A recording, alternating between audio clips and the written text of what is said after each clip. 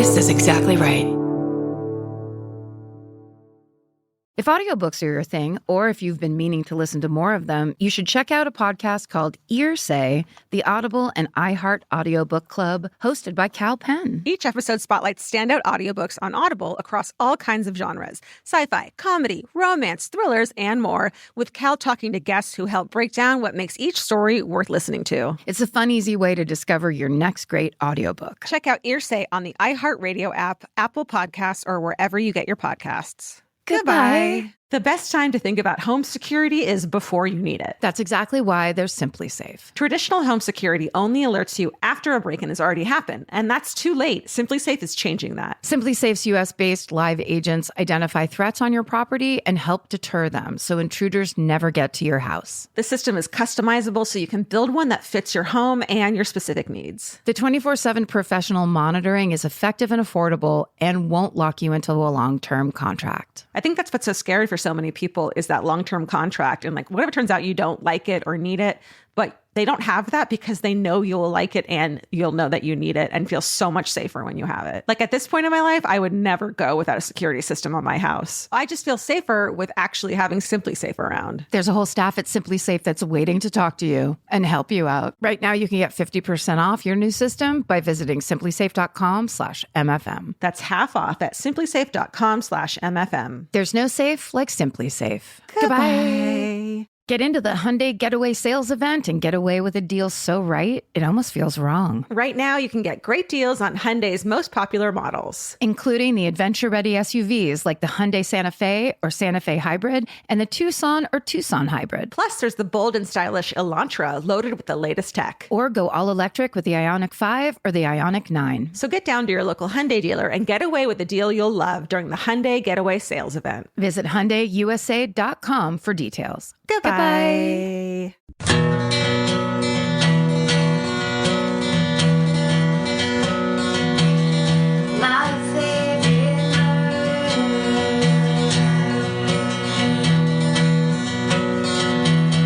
Welcome to my favorite murder episode. What is it, 67? Is it? I think so. Wow. So it's up there. We're pushing 70, baby. Holy crap. I know, that's kind of weird. Yeah. We're still kind of a baby, but we're not. We're like one of those old babies that's at New Year's. That you're like, should that baby still be breastfeeding? You're like, that baby shouldn't be up this late and it shouldn't be wearing a suit. No. Isn't it weird to see older babies with diapers? And I don't know how old babies are supposed to be when they stop wearing diapers. And you're like, is that not right? You mean the ones that are also wearing polo shirts? Like then stand around with long hair drinking bottles like they run the place? Like adults? Yeah. Oh, yeah. Hey, I met a girl today who met Ted Bundy's brother. Really? Yeah. She said that she grew up like in the town, but she was a lot younger. And she said that she was at a bar one time back home and her friend introduced her to this guy. And she was like, the whole time was like, there's something about his face that looks familiar. And then she said, but he also had this like in his eyes, this incredible look of sadness. And when he left, her friend was like, that's Ted Bundy's little brother. Oh, wow. I know. That's crazy. I know. Can you imagine? Did he have a little brother? Well, maybe she was lying. I don't know. I mean, I'm the last person who would know for sure. And I did Ted Bundy on this show. Well, why would you know? But I mean, it doesn't stick with me. But I know he had an older sister that also was his mom. Right.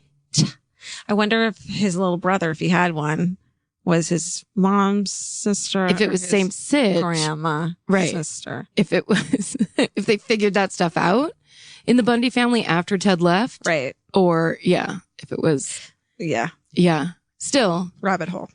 I bet his last name wasn't Bundy. I think it was. Really? Yeah. So it was like, this is Mike Bundy. Peter, Mike Bundy. Peter, Mike, or Greg Bundy. The Bundy Bunch. Ah! The Bundy Bunch. Come on, Karen. Let me say it one more time. So wait, when you said those three names, you didn't realize you were doing a Brady Bunch reference until that moment? First two, I didn't. The Greg, I did. Then you caught up to yourself. And that's the moment of comedy. Is that it? That's the fun moment where you go, the comedy's writing itself. Oh. That's what that phrase means. It writes itself. Oh. It doesn't really. There's so much to learn. It reminds me of your awesome blossom moment on stage at Oregon. You'll all know what we're talking about later on. If we decide to post it. Oh, yeah. It's just always a secret. Yeah. This is my favorite murder, by the by, if anyone is unsure. Yeah. My favorite murder. That's Karen. I'm Georgia. We just got back from 3 shows in Portland that all are fucking awesome. Such a fun weekend. And thank you for the donuts. Thank you for the laughter and the screaming. Mm-hmm. Thank you for lots of good stories and things to walk away from. Revolution Hall was such a fun place to perform. In case we don't post it, can you tell the story of the army crawl? Yes. So let's see. That was the second night? I think so. No. It was the first night, second show. Okay. Yes. First night, second show. So second show. Yeah. We were at the end and I had picked a girl to do her hometown murder. Right. We called someone up from the audience and she was telling this story about how her cousin found a dead body. And it was immediately my favorite story we've had so far because it was all the things that I enjoy, which is her cousin happening upon a dead body in a creek. Come to find out that's the dead body of a rapist and kidnapper, perhaps murderer, who was on the lam. So we were happy about him being dead. So it didn't feel gross. No guilt about the body, about the finding of the body or the discussion of the finding of the body. And as this girl is telling the story, she tells the whole story of the crime he did right before he went on the lam and then somehow died in the creek. They don't know. And I asked a specific question about, did your cousin tell you anything about what it felt like to find the body or touch the body or whatever? And she said she didn't know. And then Georgia said something. They went on to talking. I look over Georgia's shoulder and there is a girl, Elmer Fudd style, sneaking down the aisle. Not the aisle, on stage. No. I watched her come up the aisle, sneaking like a cartoon with her shoulders up and her knees raised high. Sneaking. And then she does an army roll onto the stage.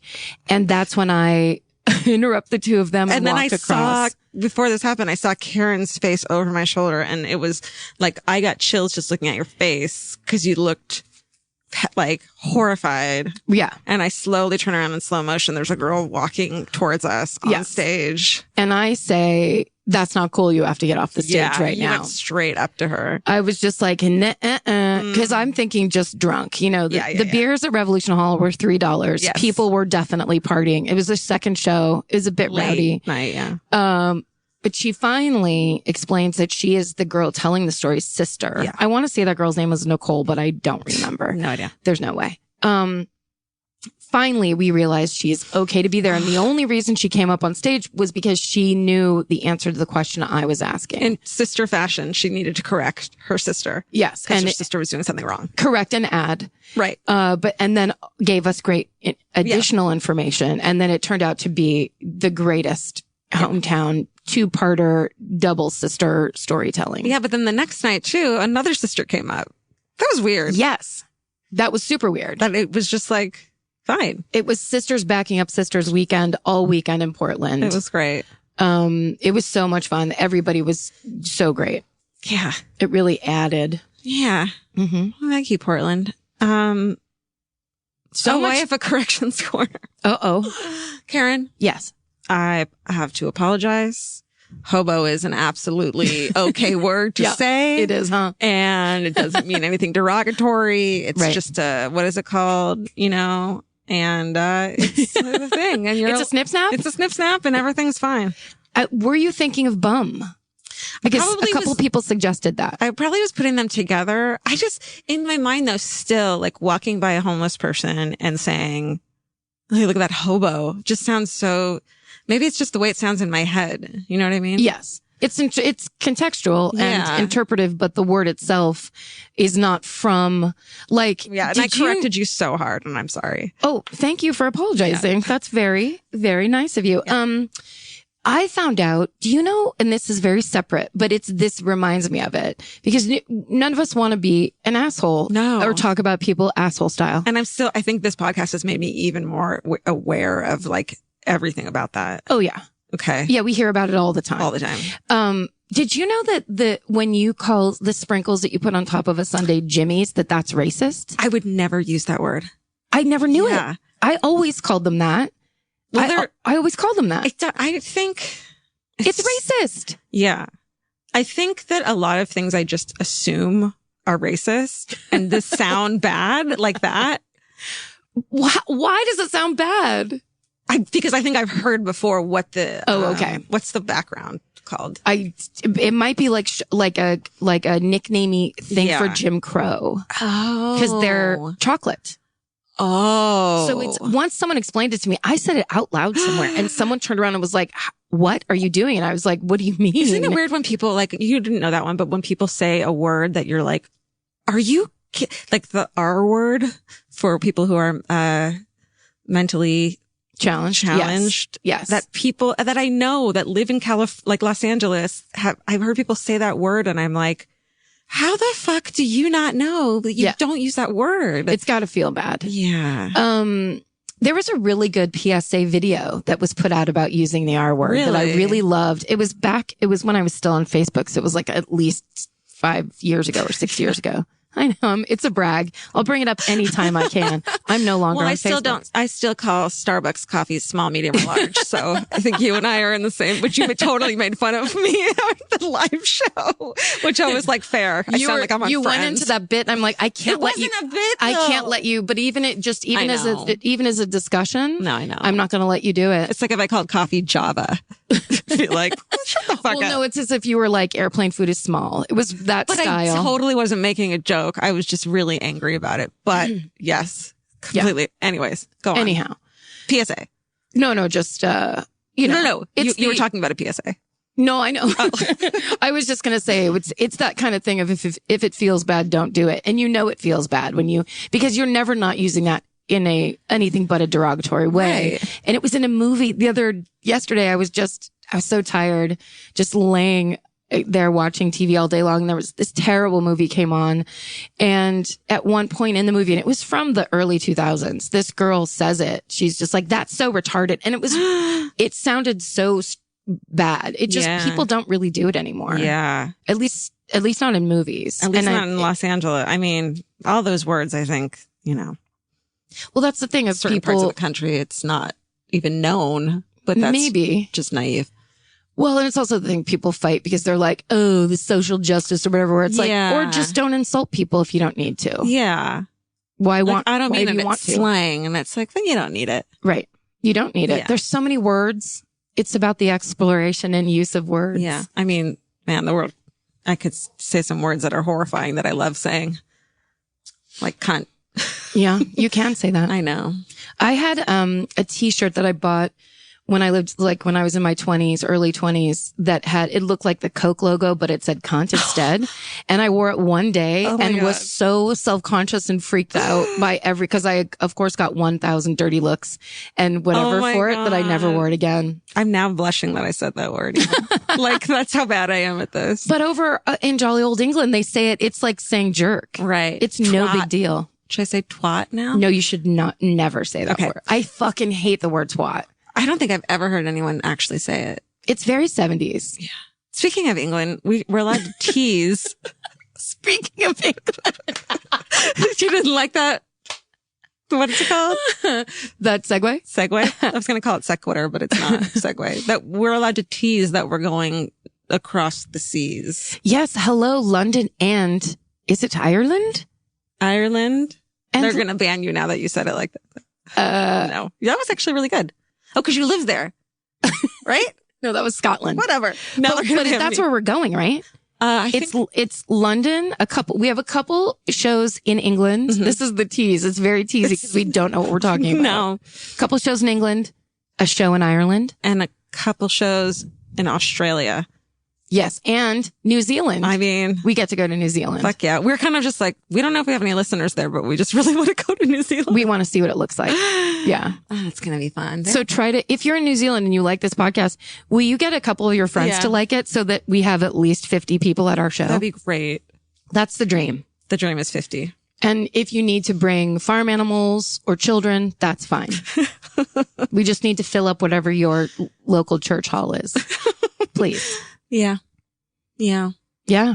So we're going cross international. We're like Pitbull. We're becoming international. Like summertime. We'll let you know. Yeah. Summer or fall? I think summer into, anyway. You'll hear more about it, and it'll be this vague when you hear about it again. Yeah. So don't expect to get tickets.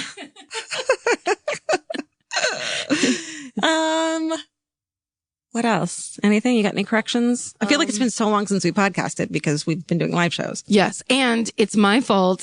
I made the terrible mistake of, I forget that this is a weekly podcast we have to do. So Georgia, this was hilarious. I left to do a great comedy show with Julian McCullough, his podcast, Julian Loves Music, at a casino an hour outside of Tulsa.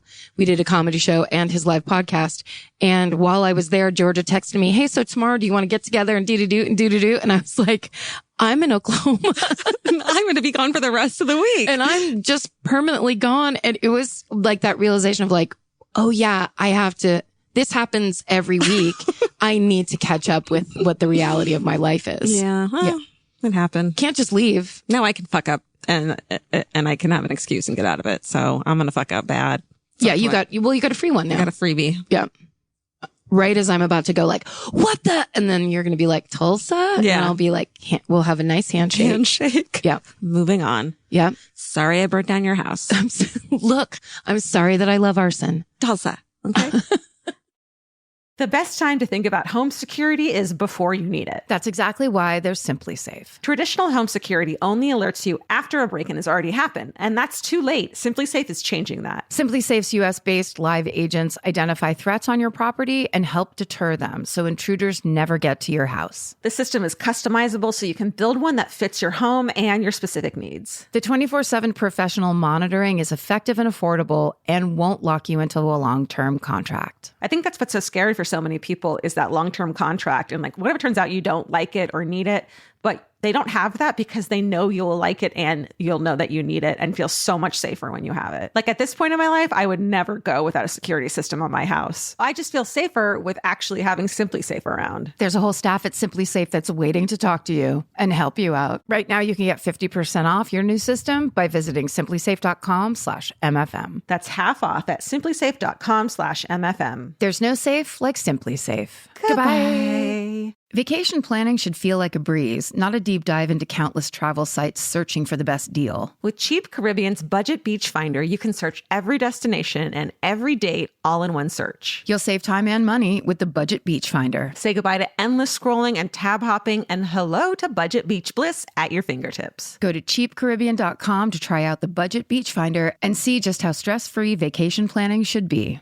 Goodbye. Capture your favorite summer feeling with Pandora Jewelry. Discover a collection inspired by the sunshine, freedom, and unforgettable moments that make the season so special. Whether you're planning a weekend getaway, gathering with friends, or simply soaking up every sunny day, Pandora Jewelry offers meaningful pieces designed to celebrate your unique story. From sun-kissed metals that catch the light beautifully to personalized pieces ready to be engraved with your summer mantra, every detail is crafted to help you express yourself with confidence and style. Explore charms, bracelets, rings, necklaces, and more, thoughtfully designed to complement every adventure and occasion. Each design moves with you, from beach days and road trips to rooftop dinners, golden nights, and every memory in between. Layer your favorite looks, mark life's meaningful moments, and create lasting reminders of a season you'll never want to forget. Find the pieces that reflect who you are and where this summer takes you. Shop Pandora Jewelry's new summer collection in-store or online at pandora.net and let your summer unfold. Goodbye. Do you go first or I think we should start over because do you want to go first or do you want me to go first? Well, I went first last time. Did you? Mm-hmm. Oh, yeah. The live show. I mean, don't we have to follow just how we're doing it as opposed to what airs? I don't know. I think that's what we should do. It's for us. And nobody cares. Nobody cares. And I don't think we care that much. I don't care. Okay, great. No. Wait, now you're mad? No. I'm like, why do I care? Like, why have I been? Well, it used to matter. Did it? Well, when we were like back to back. That's true. All right. It felt like. So I just finished listening to this book called The Devil All the Time by Donald Ray Pollock, which is a really fucking great book. A bunch of different stories of other people, and they're all, intertwined somehow, which I love. And this one had, a husband-wife murder team. Whoa. which I know we've talked about, and neither of us kind of are that interested in it, or like that's not our first pick, and it's so weird and creepy. So I'm doing one. Okay. You're going outside your comfort zone of cold cases and lesser known cases. That's your passion. Unsolved familicide. I mean, that's your jam. That's my jam. But now you're taking a stretch. And speaking of England again, remember how I keep speaking of England? Yes. This is the Moors murders. Okay. So, 1961, 18-year-old typist Myra Hindley meets Ian Brady. Ian was born in Glasgow in a slum on January 2nd, 1938 to a single mother named Peggy.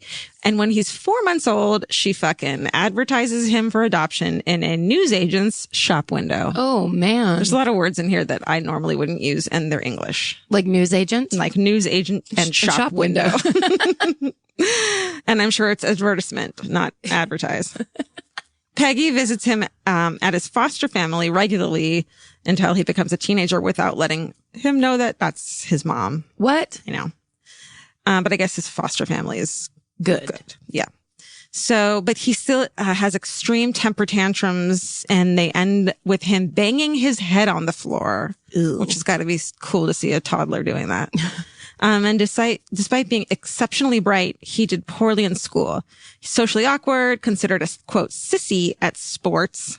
And he's cruel to animals pretty quickly. And it ranged from, quote, stoning dogs, decapitating rabbits. And on one, nope, I can't read that. It's about a cat. Mm-hmm. He later tells Myra, his later girlfriend, that he killed his first cat when he was 10 years old. Fuck. Like that was a brag for him. That's like first date chit chat for him. Yeah, it gets worse. Okay. At 13, Ian had his first, was charged with housebreaking. Mm-hmm. As a teenager, he developed. He taught a whole house how to go to the bathroom. Yeah. Oh, no. Stupid. As a teenager, he develops a fascination with the writings of Nietzsche and with Nazism. Red flag. Yeah. In 1959, he learns bookkeeping in prison, and he gets a job as a stock clerk, and buys his own audio recording equipment, and he transfers Hitler's speeches onto vinyl records. Oh, like as a pastime? Yeah. Huh. Yeah. Sounds fun. He sounds like a real hoot. Yeah. Go get her. Okay. In 1961, a new secretary starts at his work named Myra Hindley. On their first date, Ian takes her to see a movie about the Nuremberg trials. So that's their first date. Jesus. Not Nietzsche and Nazism. Yeah, I mean, yes, Nazism. So a guy's like, would you like to go to the movies with me? And you're like, sure, that's cool. Yeah. And he's like kind of cute and has like 50s slicked back hair. He's older. Yeah. Yeah. He's like the cool guy at the office. He's got strong opinions. Right. He's not like the boys at school who don't like Nazism. Yeah. He's got his arm up in the air a lot, just like what you're looking for. And then you meet at the movie theater and it's the fucking Nuremberg trials. Yeah. Super chill. After they start dating, they read each other books about Nazi atrocities on their lunch break. Hindley, she starts to alter her appearance to replicate the Aryan ideal, bleaching her hair blonde and wearing red lipstick. And so Ian's really grooming her, to become subservient. And they start discussing committing crimes together, like robberies that would make them rich. But ultimately they decide that murder was more their style. Nice. Fun.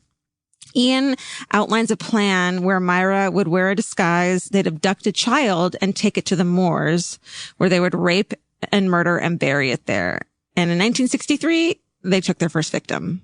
Sorry. So in that discussion, it's hard enough to meet someone that you really get along with. Hey, how many siblings do you have? I just have one older sister. Do you want to murder children with me? Oh my God. I've been dreaming of that since I was young. Oh my God. How young? Since I was a child. Oh. That's what a risk. That's all I'm saying. Yeah. Is you really, I guess the Nuremberg trials was really the test. Yeah. Of like, is she gonna go with this? Yeah. If you cry when a bunch of Nazis are being hanged, Probably both. Then you know that, right? You know, you found the one. You found the one. Also, I have seen Myra Hindley's mugshot. Yeah. As a blonde. Yeah. With that lipstick on. Yeah. How do you feel about it? She was definitely a fall winter. Let's just say it that way. She was definitely not a blonde. No. It's not complimentary to her face. I mean, I had bleached blonde hair once and it didn't look good and I knew it immediately. Yeah. And I wouldn't have done it for a guy. What? What did you do I also it for? wouldn't have killed anyone. Children. Children in the moors. Okay. In 1963 in July, for the first victim, Ian tells Myra to drive her van around the local area while he follows behind on his motorcycle. And when he sees a victim that he wants, he's going to flash his headlights at her, signaling her to stop over and offer that person a ride. So they see a young girl walking towards them and, Ian signals her to stop. She doesn't do until they pass her. And Brady's like, what the fuck? And she's like, I know that girl. I don't want to take her. So instead at 8 p.m., Ian spots 16-year-old Pauline Reed on her way to a dance. And Pauline is a neighbor of, Hindley's, who's a friend of her younger sister, Maureen. So, she was okay with getting into the van with Hindley, who then asked if she would mind helping to search for an expensive glove she had lost on Saddleworth Moor on a tract of on Saddleworth Moor. And then I was like, you know what? I didn't know what a moor was aside from photos. Nice. So I thought I'd explain to people what it was. It's basically just big open, uncultivated field. Like picture where, British people would go shooting and bury bodies. Yes. It's like a rocky, hilly, open grasslandy situation. For miles and miles. Miles and miles. Yeah. So she wanted her to come find her glove with her, and Pauline says she's in no hurry and agrees. When they get to the moor, Brady arrives shortly afterwards on her motorcycle, and Hindley introduces him to Reed as her boyfriend, and that he'd also come to find the glove. And then Hindley claims that Brady took Reed into the moor while Hindley just hung out in the van. After about 30 minutes, Brady comes back alone and takes her back to the spot where Reed lay dying. Her throat had been cut with a large knife, and the collar of her coat had been pushed into the wound, which sounds so horrific. He tells Hindley to stay with Reed while he goes and gets a spade that he had hidden nearby on a previous visit to bury the body. So Hindley notices that Pauline's coat is undone and her clothes were in disarray, guessing that she had been sexually assaulted. I mean, she claims she wasn't there witnessing it, but let's fucking come on now. Right. But Hindley later claims that she assisted him with the sexual assault. So she turned on that story. He says it's incorrect. Oh. Am I getting their names wrong? Sorry, I that would be in character. Got it. I see now. So basically she says I wasn't there, and later on he's like, oh no, she was there and helped me out. Yeah. Got it. Okay. Then the early evening of November 23rd, 1963, Myra approaches a 12-year-old boy named John Kilbride at a market in Lancashire and offers him a lift home on the pretext that his parents would be worried about him for being out so late, and offers him also a bottle of sherry. And he, as 12 years old, is like, hell yeah. But then they're like, well, we have to go make a detour to collect it. And that also we need help finding a glove in a moor. Ugh. So he's like, okay. And then when they get to the moor, Brady takes the child, and again, Hindley says she waits in the car while Brady sexually assaults Kilbride and attempts to slit his throat with a 6-inch serrated blade before fatally strangling him with a piece of string. So this guy's just a fucking animal. Animal, monster, psychopath. Okay. Then, in the early evening of June 16th, 1964, so this all happens within a couple of years, 2 years. Then in the early evening of June 1964, 12-year-old Keith Bennett is on his way to his grandma's house in Manchester when Hindley lures him into her mini pickup which Brady was sitting in the back of, asking if he'd help load some boxes. And then she said she'd drive him home afterwards. So she goes to the moor again. And again, Those boxes out on the moor. yeah, I have to move from the moor. Hey, little 12-year-old kid, I need help carrying some heavy shit. Ding, ding, ding. The Yeah. ultimate red flag. So if she don't ask, adults will not ask you for help. That's right. Children. Yes. Also, don't walk around your goddamn town by yourself all the time. I mean, Not that ever happens anymore. no, never. 30 minutes later, Brady comes back alone. And when Hindley supposedly asks how he had killed Bennett, he says that he had sexually assaulted him and strangled him again with a piece of string. And they buried him out on the moor. On December 26, 1964, Brady and Hindley visit a fairground in search of another victim, and they notice 10-year-old Leslie Ann Downey standing beside one of the rides. When it becomes apparent that she's alone, they approach her and deliberately drop something from their shopping cart close by her and ask her for help carrying the packages to the car. What a sweet angel. She's 10 and she's like, yes, I'll help you. She's at the carnival alone. Yes, I'm at a carnival alone and I'll help these two adults. And they're like, this is why it's so creepy, is it's a man and a woman. Yes. And in your mind, you're never, like if you were hitchhiking and a couple stopped for you, a man and a woman, Yep. you'd feel safe. Yes, that's right. It's the old trick of having a woman there. It's so creepy. It's the worst. And also with little kids. It's so unfair. It's just like, it goes against everything your instincts would tell you. A huge trick. Do you think that it's more horrifying for women to kill children than for men? Like I feel like, I feel equally horrified at every Right. story that I hear of people that think it's okay to kill children or Yeah. it like that need like a compulsion to kill children. There's just fucking end it because feel like- there's something so wrong with you. I feel like what horrifies me more than the compulsion is is being okay with it. It's not even like she might not have had a compulsion to kill children, but she went along with it anyways. Yes. So that to me is even more depraved because it's not even this like addiction that you have. She was doing it for her fucking boyfriend. Totally. Which is you've known people are like, now I'm into swing dancing. And you're like, that's so lame, but you never say anything. Right. This is like she'll get over it. yeah, exactly. Just like, we'll wait for this one to wind out and you'll hate him in 8 months and whatever. But now this is like, it's very extreme. I bought a Vespa for a boy when I was, listen, I'm not going to lie. I mean, I thought it looked cute and I liked it, but I got it so that he would think I was cool. Yeah. Yeah. And I hated it. What'd you do? Proudly, I can say that the first bad experience that I had with a guy that was like that was someone who was secretly born again Christian. And then after we got together, like unveiled that really he just wanted me to say the 7 magic words that would enable me to go to heaven when I died. What are those magic words? I accept Jesus Christ as my personal savior. You just said them. Oh, well, yeah, I'm in. I was already in. Yeah. With the Catholic upbringing. Was there like red flag, like was there, looking back when you were dating, like obvious things? Well, it was very short. So we were friends first.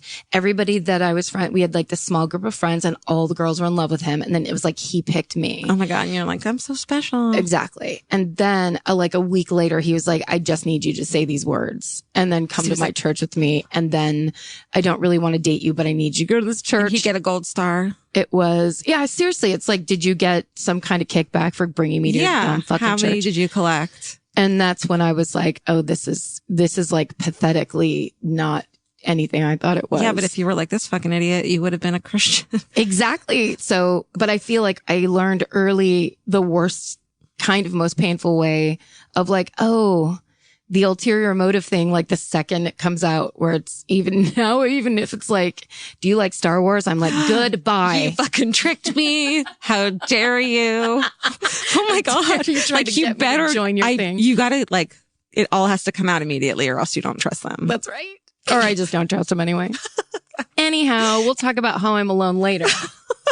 Listen, I have all the trust issues in the world. Don't even. Anywho. Blah, blah, blah, blah, blah, blah, blah, blah. Carry some packages. Then, they needed help carrying them into their house. So once inside the house, this sweet little girl is undressed. This is fucked up. Undressed, gagged, and forced to pose for photos before being raped and killed. And Brady again states that it was Hinley, who killed Leslie Ann Downey, Ian states that it's actually the Myra who killed Leslie Ann Downey, but of course she says it wasn't, that she was running a bath for her and came back and she was dead, which is like, fuck you. You know, here's the thing. Whatever the truth really is, it doesn't matter, because at this point, you could have been sitting at home waiting for him to come back from the moors. You're complicit, which means you might as well have been standing next to him, in my opinion. Yeah. And I agree. I now want to think the worst of you if you are involved in this at all. Yeah. It's not like it gets you off the hook somehow. Right. The next morning, they take her body to Saddleworth Moor and is buried in a shallow grave. Okay. So towards the end, we're getting towards the end. On the evening of October 6, 1965, they go to the Manchester Central Railway Station, and Ian picks up a guy, a 17-year-old guy named Edward Evans, and he introduces Myra as his sister. They drive back home. They're drinking a bottle of wine together, and Ian sends Myra to fetch her brother-in-law. When they get back to the house, Myra tells her brother-in-law that to wait outside. It's really weird. So basically, the brother-in-law, who is Myra's sister's husband, is kind of a small-time crook. And the whole year, Ian has kind of been cultivating this friendship and like grooming him to help him with his crimes. And it's said that David Smith is in awe of Ian. And basically, they kill this guy, Ian Evans, and try to get David Smith to go along with it. Although he doesn't, he says he'll come back the next day to help bury the body. And so sorry, he doesn't want to be there for the murder. He's all good with the burial, though. Well, here's the thing. So he says he was in the kitchen and didn't know what happened. But what comes out of this either way is that when David Smith gets home to Myra's sister, he tells her what happens, and they're both like, let's go call the fucking cops. Oh, good. Yeah. Like, can you imagine calling the cops on your sister like that? But also, was she always like this beast sister? I'm sure. Right? Yeah. Because, she must have been a sociopath to be just serial killing children. And she probably suspects something is happening between them. They're being weird and secretive. They're creepy. Nazis. A lot of Nazi behavior. Yeah. It's never a good sign. Never. So they call the police from a nearby phone box. I'm not going to change them. I'm just going to keep saying them. But they bring a screwdriver and a knife just in case Brady shows up. Oh, fuck. Can you imagine the phone box? Yeah. To the phone box. Can you imagine that scared that like the boogeyman's just going to be like, hey. Yes. I mean, once you realize that that's what's happening. Oh. Yeah, totally. So, but they don't even know that he's like, they thought maybe he just killed this dude that they were trying to fuck. Like, they don't even know that he's a child killer yet. Jesus Christ. Then, so the next morning, Superintendent Bob Talbot of the Cheshire Police arrive at the back door. He's wearing a borrowed baker's overalls to cover his uniform, so she'll open the door. Nice. And he says his police officer comes in and that Ian is hanging out in the living room. He says he's investigating an act of violence involving guns. And, let's see, he looks around the house. There's a room that's locked. He goes into the room.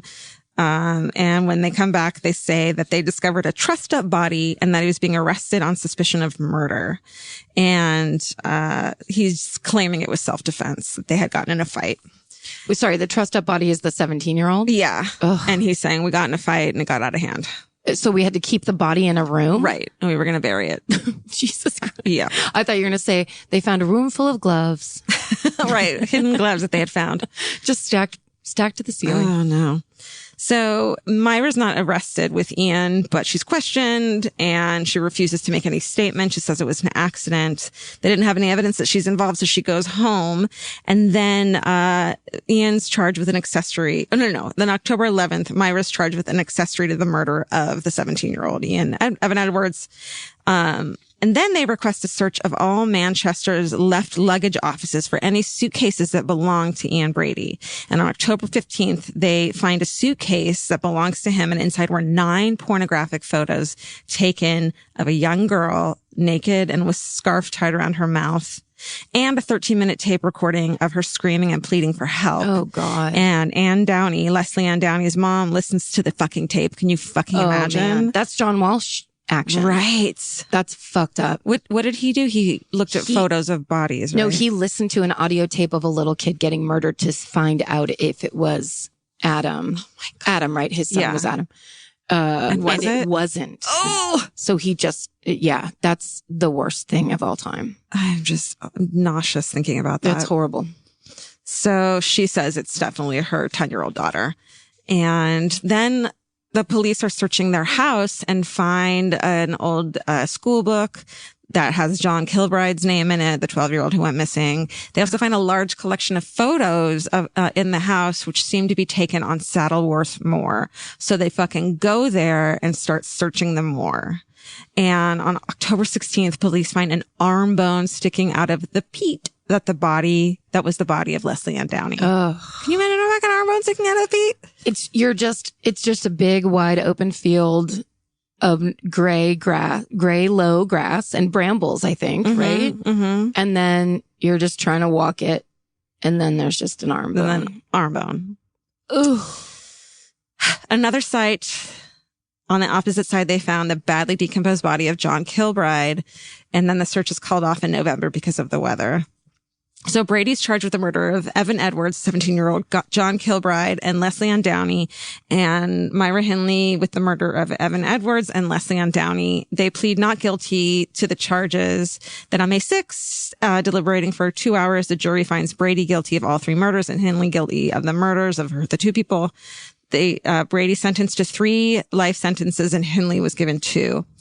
On February 2nd, 1987, Myra made a formal confession to the police admitting her involvement in all 5 murders. Wow.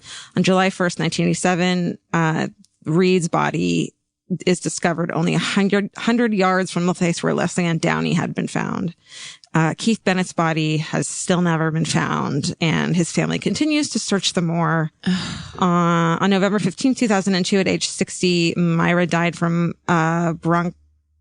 bronchial pneumonia caused by heart disease. And he's still motherfucking alive. Whoa, really? I'm almost positive. Wow. Oh, sorry. That's crazy. People have been asking us to do these guys for a while. I know. And That's I wouldn't awesome. have if I hadn't listened to this book, just because, Yeah. but I did it. It's so good. I mean, they're like one of the earliest team creeps. I feel like back then it's so, you have this small town and children and people are going missing and you just don't put it together because that didn't happen back then. Yeah, Whereas now it's like you wouldn't be like a 12-year-old's gone, they're a runaway.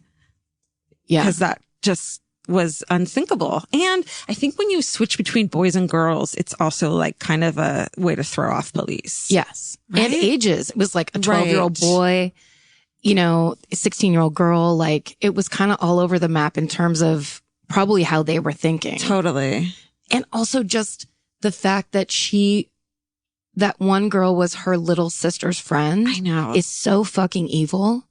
It's crazy.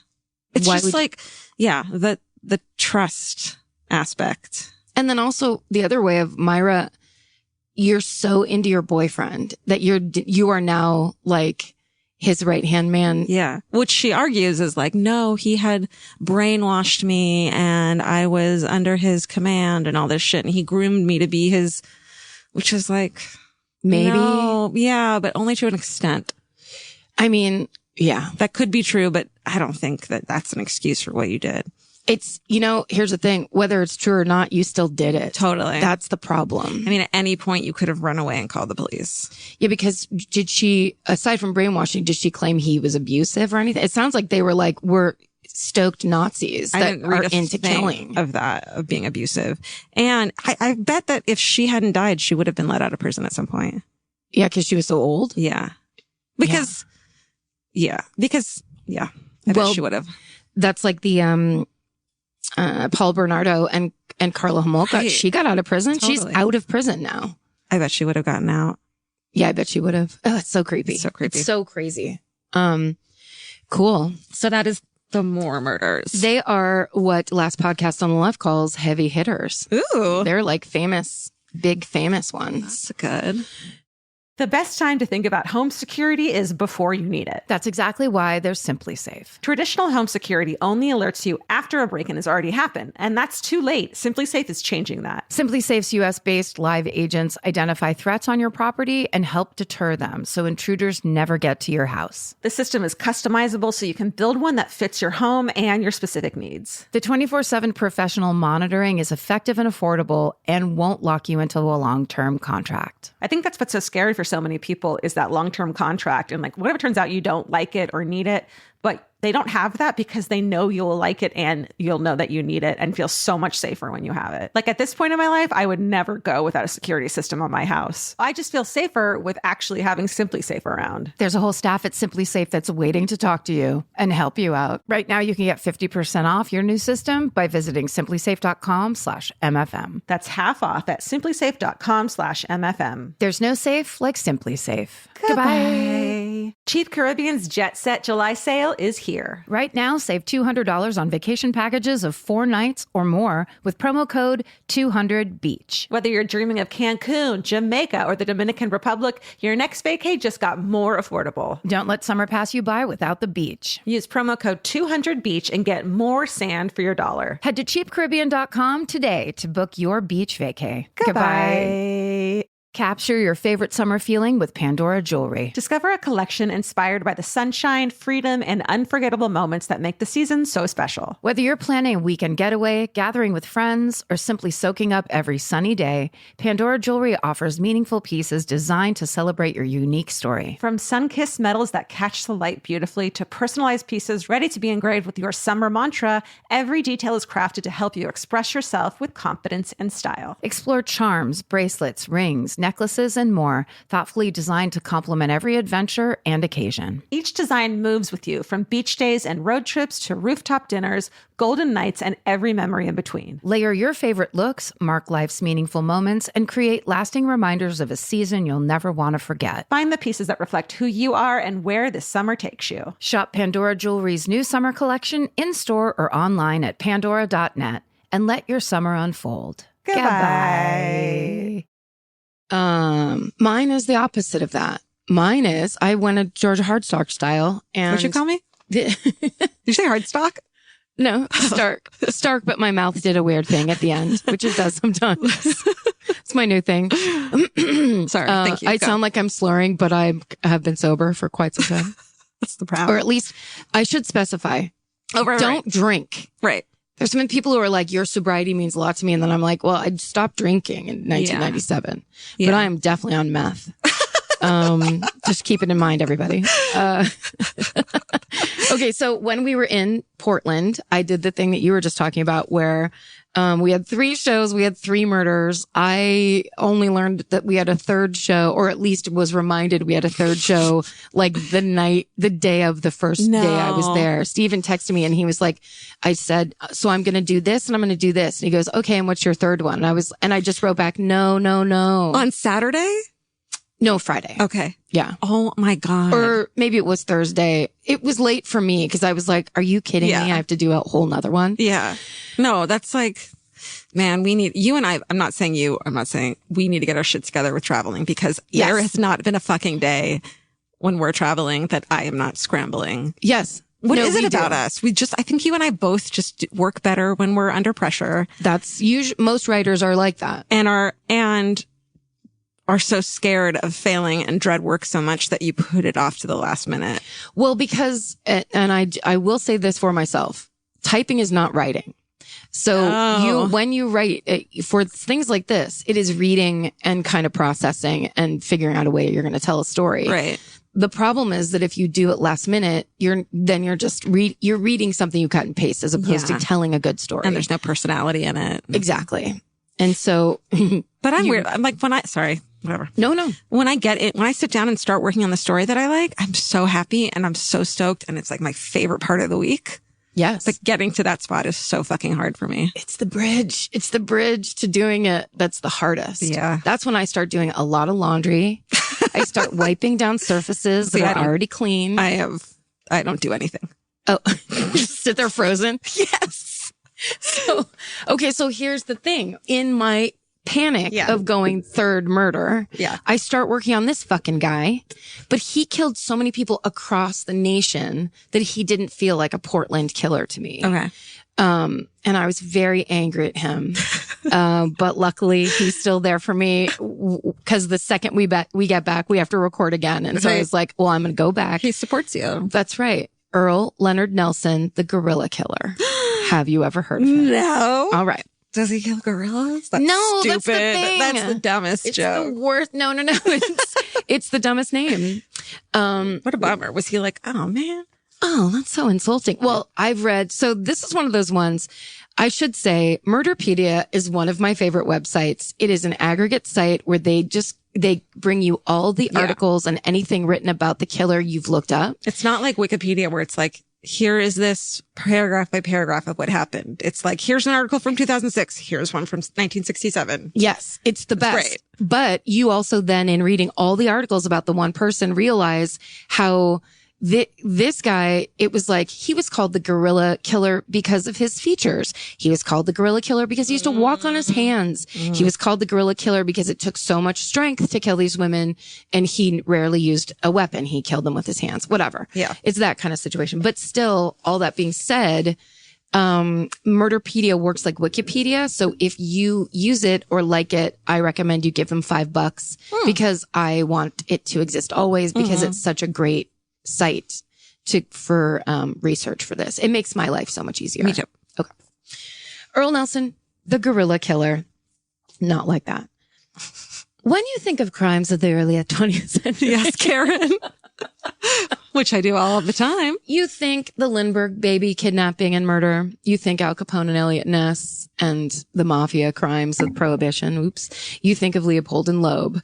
But meanwhile, while all of those things were happening, the first known American serial sex killer was on a rampage. And nobody knows about it. Or few people do. The Bay Area newspapers, because he started in the San Francisco Bay Area, called him the Dark Strangler because of his ability. So much better. Yeah, I know, right? Because he could slip in and out of these houses without being seen, sometimes in broad daylight. Oh my God. And later on, he was called the Gorilla Killer because he murdered women with his bare hands. But it turns out he was just plain old psychotic Earl Leonard Nelson. So Earl Nelson's mother and father both died of syphilis before he reached the age of 2. Oof. Yeah. That's a rough start. That's just your kickoff. That's just downhill. Yeah. That's like the bottom of the hill, and then you keep on going downhill. Then you're down in the sewer area. You're like, I'm at the bottom. And it's like, Both of my parents don't have noses. So he's sent to San Francisco to be raised by his maternal grandmother, who is a devout Pentecostal. Nope. So he's got a fun and damaging childhood from a Bible thumping old lady grandmother. He was said that he was already a quiet, morbid kid with a violent temper, but then he was expelled from school at age 7 for being incorrigible. Age 7. That sounds cute. Incorrigible. What's his name again? Earl. Earl, you're incorrigible. Earl. But he then at age 10 is hit by a streetcar while riding his bicycle. He has a head injury. Oh. He's in a coma for 6 days. Jesus. And when he wakes up, his behavior becomes even more erratic. He begins suffering from frequent headaches, memory loss, and eventually migraines. Oh, Jesus. So now his moody and angry periods are broken up by periods of mania in which he takes to walking on his hands or lifting heavy chairs with his teeth. Can you imagine if we saw a fucking 11-year-old lifting a fucking chair with his fucking teeth? A little 11-year-old where you're like, Earl, please put that down. Earl, sit down and eat your dinner. Eat your peanut butter sandwich. You don't need to do that with the chair anymore. This is also back when everything was made of solid wood. It's a fucking oak chair. Oh, Earl. He's picking it up with his teeth because he's like, I gotta get this out of me. Oh, God. Okay. So it's quoted as saying, this is my favorite quote on Murderpedia about him. As a young man, Nelson was a daydreamer and a compulsive masturbator. You have to pick one of those. You can't be both. I think they go together nicely because I it's mean- like whistling, hands in pockets. What is the nightmare equivalent of a daydream? A Compulsive. chronic masturbator. We both had the answer. Also, 80% of most serial killers are chronic masturbators as children. That's one of those. Harold Schechter, look out for this red flag things. As a teen, he was a regular at the bars and brothels of the Barbary Coast, which was like the red light district of turn of the century San Francisco. When he was 18, he broke into a cabin that he thought was abandoned, and he was arrested and spent 2 years in San Quentin for it. Fuck. Can you imagine being a teenager in San Quentin? I bet it wasn't that cool. No. So he enlists in the Navy. He gets kicked out for behaving oddly and erratically. He was because it was World War I, he enlisted in and got kicked out of the military 4 times. Holy shit. And he just kept signing up under a different name, and they would take him because it was like active duty. They needed people. And You're like, you're too crazy to go to the front lines. yeah, we're getting our asses kicked over over there, and you still can't come. Yeah. And just be a bullet catcher. So the last time he was in the Navy, and he got kicked out because he refused to do anything but lie on his cot and rant about the great beast of Revelation. So he was just a crazy Bible thumper. Wow. And he ends up, I said he refused to do anything but lie on his cot and rant about the great beast of Revelation, aka dreamsterbating.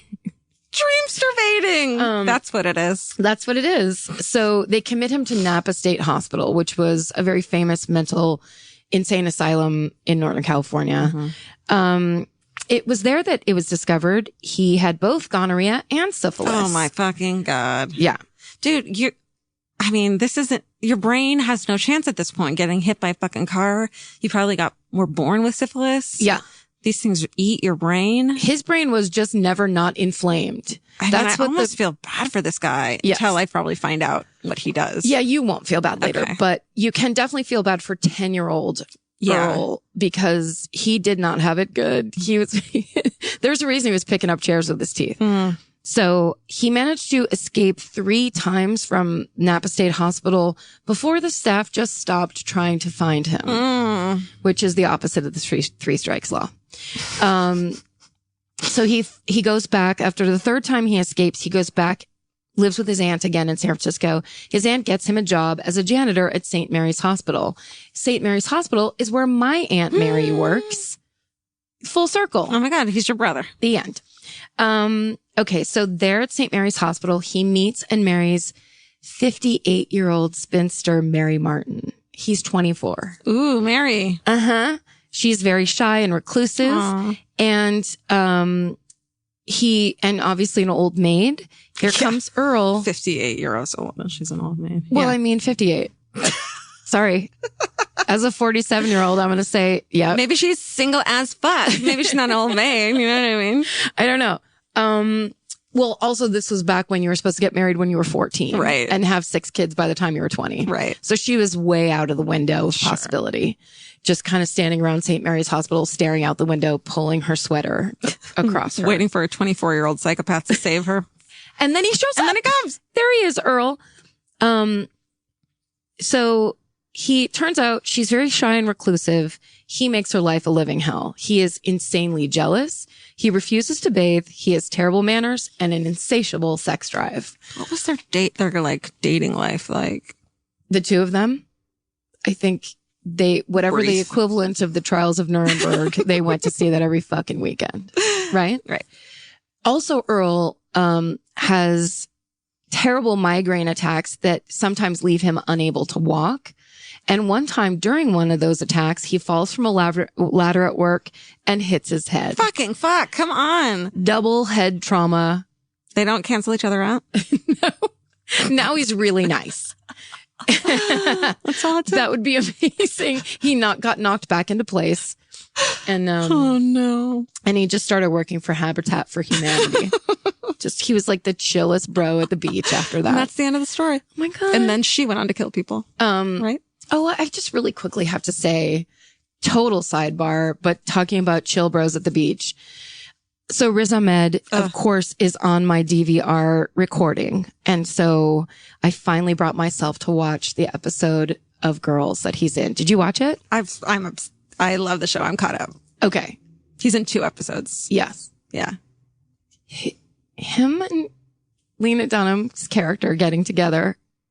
All I have to say is I'm really mad. Why? I'm really fucking, first of all, why? Like she is. Because she wanted to make out, because Lena Dunham wanted to fucking make out with Riz Ahmed. Yeah, clearly. she made it happen. Mm-hmm. She was just like nonstop power eye contact. It made me less attracted to him because I don't like scrawny guys. Huh. And he's scrawny. It made me love him 10 times more than I already did because I was like, it was like as if that was not a TV show. Mm-hmm. And I was like, why would you pick her? Why didn't you pick me? I wasn't at that beach or that beach party.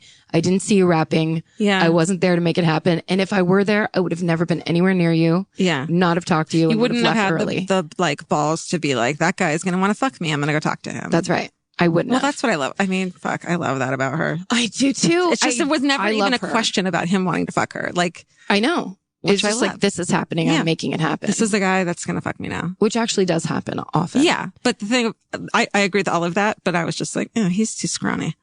Fuck you. I'm mad at you and her. All right. I should have never gone into that area. Okay, sidebar. But it hurt me deeply. And I was surprised because I was like, what? I don't give a shit. And I knew what the plot was. He was such a stupid stoner. It was so great. I know, but I love that. Yeah. Anyway. Okay, listen. Here's what I'm telling you. He fucking falls off a ladder because of a migraine, double down head trauma. Oof. He leaves the hospital after 2 days because he won't stay there anymore. Head wrapped in bandages. So he's just running around on the street like a lunatic with a head wound. Like fucking Frankenstein. Yes. And he goes back home. Now he's more paranoid and violent with his wife.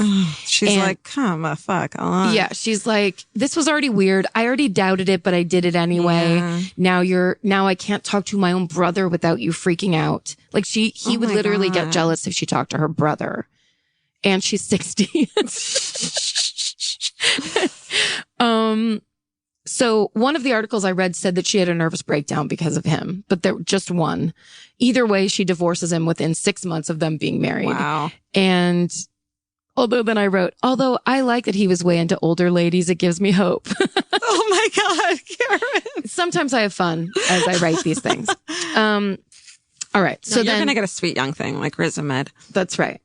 But not in his 20s, doesn't pick shit up with his teeth. No. I thought you were trying to, yeah. Definitely a stoner. Yes. Someone chill.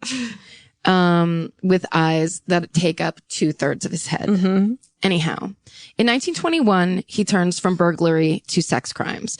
He attempts to molest 12-year-old Mary Nelson after seeing her playing in her basement and then deciding to pose as the gas man. So he sees a little girl playing in a basement, knocks on the door, says he's from the gas company. Her older brother, who's like in his early 20s, I think, lets him in. He goes straight down to the basement and immediately attacks her. She fights him off, screaming. The brother hears, runs downstairs, goes to fight him. He like squirms past the brother, runs outside. The brother follows him, runs after. They fight in the street. Oh my God. And then Earl punches this kid in the head and gets away. Oh no. Head injury. New head injury. 2 hours later, Earl is picked up riding a trolley car. He's just like around, he's in the neighborhood. He's like, oh, let's go some sightseeing. Yeah. He's like, where's that super crooked street I've heard so much about? That night in jail, he plucks out all of his eyebrows with his fingernails. Ooh. Yes. So he's already a creep. Now he has no eyebrows. Yeah. He's recommitted back to Napa State Hospital and stays there for 4 years. So then he's released. And then I wrote, what do you think happens next? A, he gets a job as an accountant, lives a productive life and molestation-free life. B, he dreams to race his way into an early grave. Or C, the killings begin. I'm going to go with C. Yeah. The killings begin. in 1926. So on February 20th, 60-year-old Clara Newman answers the front door to a man inquiring about her rooms to let sign in her front window. The man tells her his name is Virgil Wilson. He's carrying a worn Bible and he's very polite. Clara brings him up to the room she's renting, and there he turns from kindly Bible lover to pure animal and strangles her to death.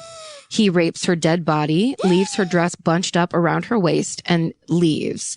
On his way out, Clara's nephew sees the man in the front hall. He asks what the man is doing there, and the man says, "Tell your aunt I want to rent the room. I'll be back in an hour." So the nephew goes back to his books, and they don't discover the body until in the attic room until that night. Oh my God. 2 weeks later, he kills Laura Beale in San Jose in the exact same way. She is a landlady that's renting out a room. He comes holding a Bible. It seems so easy. Yes. And being like, "I'm interested in your room." At this time, the difference is he uses a belt to strangle her to death, and she's found in the rental room naked from the waist down. Honey. So then 3 months pass, and then Earl's cross-country killing spree starts. So he basically does the exact same thing over and over.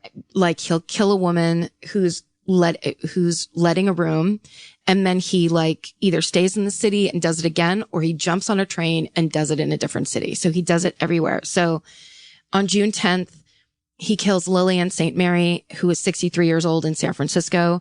On June 24th, he kills Anna Russell, who's 58 in Santa Barbara. Then he goes back up to Oakland and he kills Mary Nesbitt on August 16th. On October 19th, 1926, this is all 1926, he kills Beatrice Withers in Portland. She's only 35 and her body was stuffed into a trunk. Then the next day, he kills Virginia Grant, who's 59 in Portland. Her body is stuffed behind the furnace in her basement. On October 21st, the day after that, in Portland, he kills Mabel Fluke, and she's hidden in the attic, in the crawl space in the attic. What'd you say? Jesus. Sorry. I thought you were asking a question. On November 15th, he kills Blanche Myers, who's 48 years old in Oregon City. November 18th, Wilhelmina Edmonds, 56, back down in San Francisco. Then back up in Seattle. On November 24th, he kills Florence Monks. And then, the next day, a month later, he kills Elizabeth Beard in Council Bluffs. So he's clearly hopped a train. Then he's in Kansas City on, later in December, but somewhere between December 23rd and 28th, he kills Bonnie Pace in Kansas City. Jesus fucking Christ. Yeah. On December 28th, in Kansas City, he kills 28-year-old Germania Harpin and her 8-month-old baby. He's on a serious fucking spree. Then he goes quiet for months. And then on April 27th of 1927 in Philadelphia, which is where he was from originally, where his parents, the syphilitic super couple, they're from Philadelphia.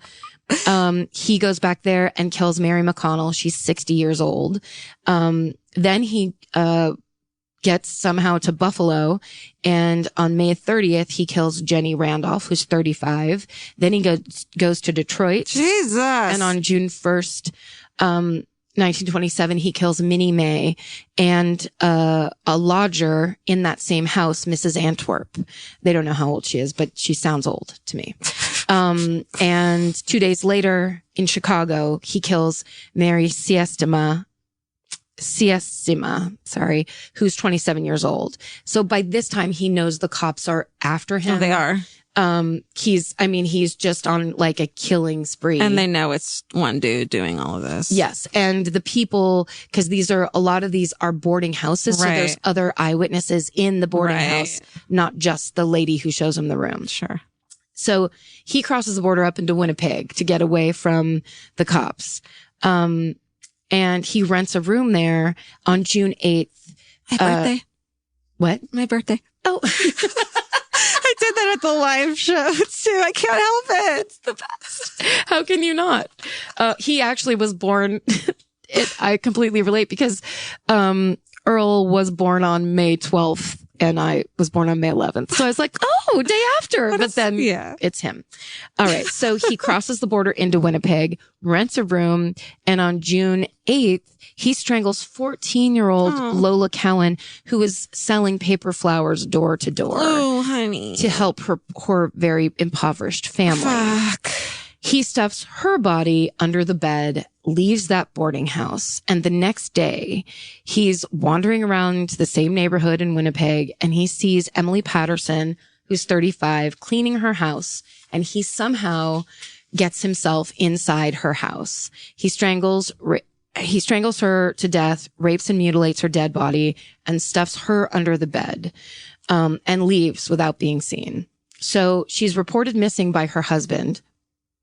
And that night, when her husband goes to sleep, he kneels down next to the bed to pray for strength and to pray to find his wife. And when he goes to stand up, his leg catches the bedspread and he looks down and sees his wife's wool sweater sticking out from underneath the bed.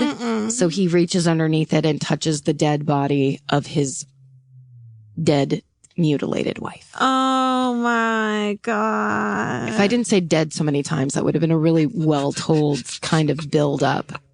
Well, that's this podcast. I mean, isn't that who we really are deep down? Dead, dead, dead. So, by the time Mr. Patterson calls the police and says that he has found his wife, the body of Lola Cowan has also been found. And the same morning of Mrs. Patterson's murder, Earl left the house, went down, sold his clothes at a secondhand store, took the money that he got for those clothes and goes down to a barber to get a shave.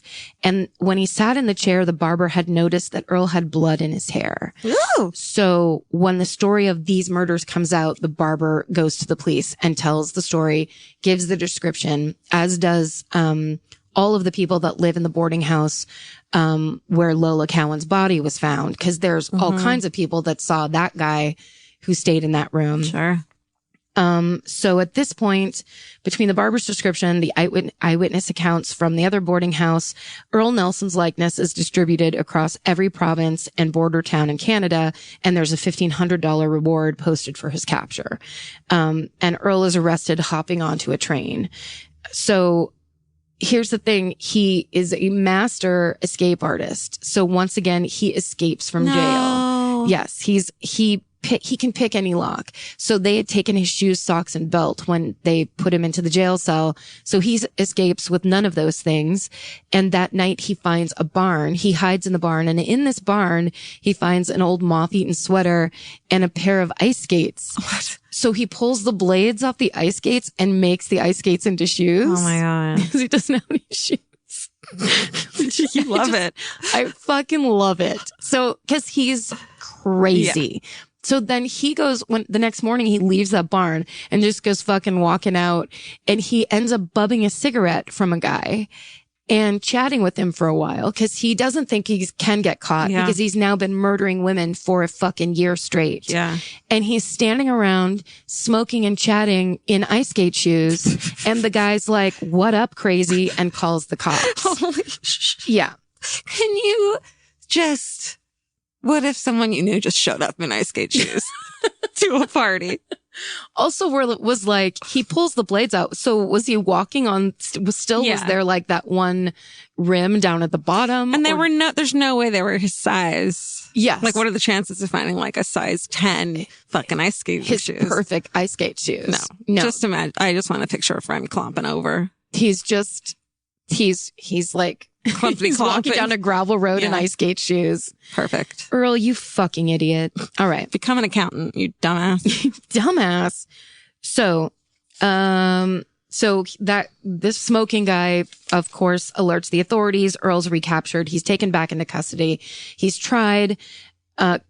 He's, after less than an hour of deliberation, convicted of Emily Patterson and Lola Cowan's murders, and he's sentenced to hang in Winnipeg on January 13th, 1928. One report said he struggled for 11 minutes before he died. Whoa. With that hanging. But then another said he died instantaneously, and then made a very specific note of saying how why people would die, take too long to die if the rope was too short. I think they would do that a lot for people purpose? they wanted to suffer. Really? Yeah. Because what you want to happen when you hang someone is for their neck to break. Yeah. But if it's too short, right? And they fall, their neck doesn't break. They just slowly fucking choke to death. Yeah. Sounds horrifying. Yeah. Either way. Or if it's too long, they're like the snap doesn't happen. Right. I know. Well, either. We're not, you know, if something happens, then this happens, and if another, and but it sucks. There's a choice you can make as the rope length decider. Yeah, you're not new. It's not your first day. Yeah. And this guy, by the time they catch him and know who he is and what his history as the dark strangler, gorilla killer is, they're like, I don't know. Maybe make that thing 7 feet long. Do you know they did that in Nuremberg when they killed a bunch of the ex-Nazis? They gave them the long rope special? Gave some of them, they purposely gave some, 15 minutes of choking to death. Yeah. I mean, I watch Nuremberg movies too. And on your Vince's first date? On our first date. I knew it. I knew you two were up to no good. Earl is suspected of more murders that didn't fit the gorilla killer, dark strangler MO because of those two cooling off periods. So after his first 2 murders, there were 3 months before that spree started. And they think that he killed other women, just either not old or not landladies or not strangled. I'm dying to know what he looks like, what his personality was like. He stupid. He must have been stupid because he hit his head a couple times, right? I mean, they just said he was scary. His family members were scared of him. And that aunt that he would go back and live with, they said he was like a big kid and he was a big violent kid. So he kind of couldn't be reasoned with. Yeah. So they just did whatever he wanted and hoped he would leave. Jesus. Was what the aunt said. So, the family was just totally scared of him. So apparently he was just super violent and weird as fuck. Aggressive. And there's actually a really good story of the aunt that time when he, got out of jail, escaped from Napa State Mental Hospital. He showed up at her window one night as it was raining. No. And she said she turned around and she said his eyes were black and he had a really weird hat on and he was just staring through the window in the rain and it scared the living shit out of her. So she let him in, but she basically convinced him, you better leave because they're going to come here first to look for you. And she just got him to leave as soon as possible. Can you imagine, it scared her. And then even when she realized she knew who it was, she was still scared out of her fucking mind. It's not like, oh, okay, it's just you. Yeah, it's like, oh, fuck, it's you. Oh, fuck, it's you. Yeah. Oh my God. Okay. Sorry. Yeah. So could possibly, I think they said between 20 and 26 confirmed victims, but they think there could be many more because he was also all across the nation and up into Canada. And, Harold Schechter, who's written so many great true crime books. There's a book he wrote called Bestial where he talks about, Earl. Wow. Earl Leonard Nelson, the gorilla killer. Amazing. I've never fucking heard of that. Me either. And that's huge. Yeah. The first sexual serial killer. Yeah. I mean, not in America. Right. Okay. Is just because I thought the same thing where there was that guy, Peter Curtin in Germany. There's a couple other ones, but this guy was like the first one they know of in America. That's a lot of fucking people. Yeah. Dude. A lot of old ladies just trying to rent a room. Oh, man. Well, thank you. No, thank you. Should we say a thing we like? Yeah, let me think if I have anything. Didn't you say you were watching a show you really liked? Yeah, but I can't find the name of it. Oh. Was it fiction or nonfiction? It was nonfiction. It was like different kind of deaths. It's really cool, but I can't remember. I'll find out for next week. Okay. What about you? You say something and I'll think of something. Oh, okay. Fuck. Well, I'll say this. When we were in Portland, I got to hang out with my friend Stacy, who you met, and who is the greatest. She runs a place called Curious Comedy Theater in Portland. If you live there, they have improv shows there. They have stand-up shows there. Lots of cool stand-ups perform there. I think Ron Lynch is going to be there next. Yeah, cool. She books really awesome people. And we just had a really great time hanging out. And it made my visit in Portland. It's just nice to have friends and Stacy and my friend Jason Lopez, who I have known since I was 20. We used to work at the Gap together. We used to get drunk in the Castro together. He's one of my oldest friends, and he was there both nights, actually. I love that. Well, okay. Well, I guess mine is similar in that, like, this was the first time Vince came with me on a weekend tour, and it was just like, it just meant so much to me to have him there and have his support and just like hang out with him. And fuck, man, I'm just blown away by him, and I just want him to come with us all the time. And he has to come with us. It was so great, and I just love having him around. I do too. My husband probably should, but that it was a really awesome experience having him there. And you know how much fucking travel anxiety I have, and how much I hate leaving the house, and how scared I get, and how worried I get. And having him there just kind of alleviated all of it, except missing the cats. But it alleviated all of that, and it made it such a fun time for me instead of like an anxious, scary time. Yeah, you were free to kind of just have your fun and do it. Yeah. Instead of, I don't, it's not like you seemed insanely different than any other time, but it is nice to know that then you don't have all those worries on your shoulders. You can just kind of have fun. Yeah, it was nice. I mean, yes, I'm codependent, but so what? It works for me. So. Lots of people are. Also, that's not codependent. You just have a great husband that you're grateful for. My therapist says it's not codependency, it's interdependency. And if it works for you, it's fine.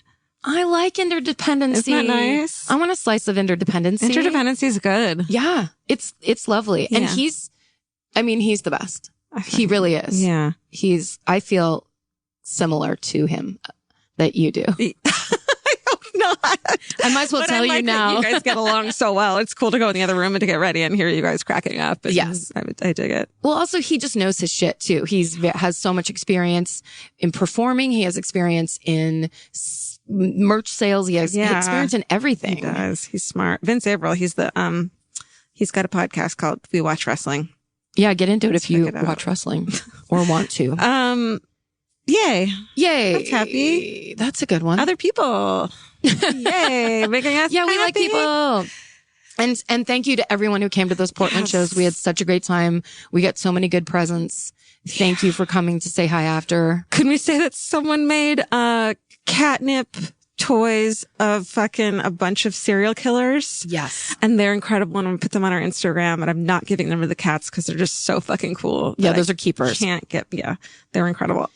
I think that it's not the same person, but I also got a couple of dog toys that were little mini slippers, oh my God. A neon green mini slipper and a hot pink. And George and Frank have already destroyed both of them. They were very excited to get them. Yeah. I love it. I am. You guys are the greatest. Yes. Thank you so much. Thank you so much for listening and everything. And you're the best. And stay sexy. And don't get murdered. Bye. If audiobooks are your thing, or if you've been meaning to listen to more of them, you should check out a podcast called Say, the Audible and iHeart Audiobook Club, hosted by Cal Penn. Each episode spotlights standout audiobooks on Audible across all kinds of genres: sci-fi, comedy, romance, thrillers, and more, with Cal talking to guests who help break down what makes each story worth listening to. It's a fun, easy way to discover your next great audiobook. Check out Say on the iHeartRadio app, Apple Podcasts, or wherever you get your podcasts. Goodbye. The best time to think about home security is before you need it. That's exactly why there's Simply Safe. Traditional home security only alerts you after a break-in has already happened, and that's too late. Simply Safe is changing that. Simply Safe's U.S.-based live agents identify threats on your property and help deter them so intruders never get to your house. The system is customizable so you can build one that fits your home and your specific needs. The 24/7 professional monitoring is effective and affordable and won't lock you into a long-term contract. I think that's what's so scary for so many people is that long-term contract. And like, whatever turns out you don't like it or need it, but they don't have that because they know you'll like it and you'll know that you need it and feel so much safer when you have it. Like at this point in my life, I would never go without a security system on my house. I just feel safer with actually having Simply Safe around. There's a whole staff at Simply Safe that's waiting to talk to you and help you out. Right now, you can get 50% off your new system by visiting simplysafe.com/MFM. That's half off at simplysafe.com/MFM. There's no safe like Simply Safe. Goodbye. Chief Caribbean's Jet Set July sale is here. Right now, save $200 on vacation packages of 4 nights or more with promo code 200BEACH. Whether you're dreaming of Cancun, Jamaica, or the Dominican Republic, your next vacay just got more affordable. Don't let summer pass you by without the beach. Use promo code 200BEACH and get more sand for your dollar. Head to cheapcaribbean.com today to book your beach vacay. Goodbye.